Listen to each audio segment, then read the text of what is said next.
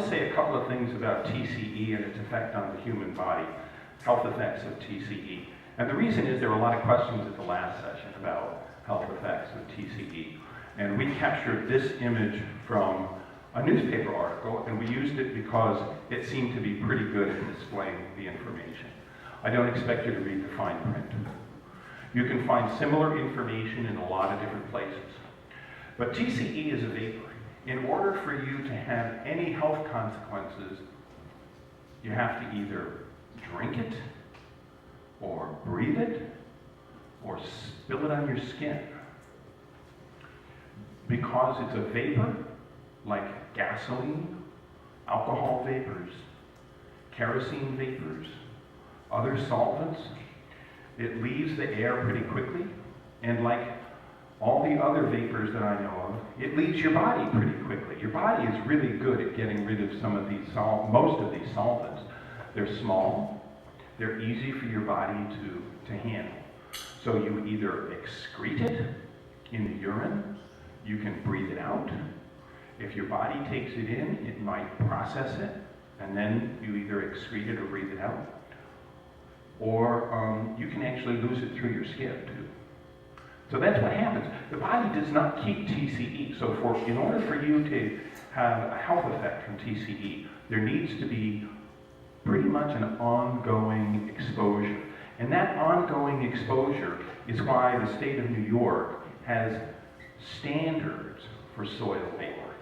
And that's why they're measuring it here, and they measure the same sort of things in other places.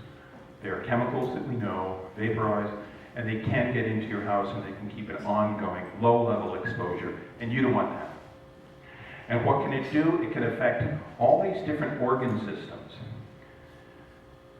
And it may, and probably others that I haven't identified here, the brain, and everybody knows what I'm talking about with the effects of volatile chemicals on the brain, because I dare say everybody here has stood too close to the gas cap when you're filling, and you get too much of a whiff. Whoa, I'm lightheaded. So you can get lightheaded, you can get dizzy, it can have longer term effects on the brain, but the key is the duration and the magnitude of how much you're breathing.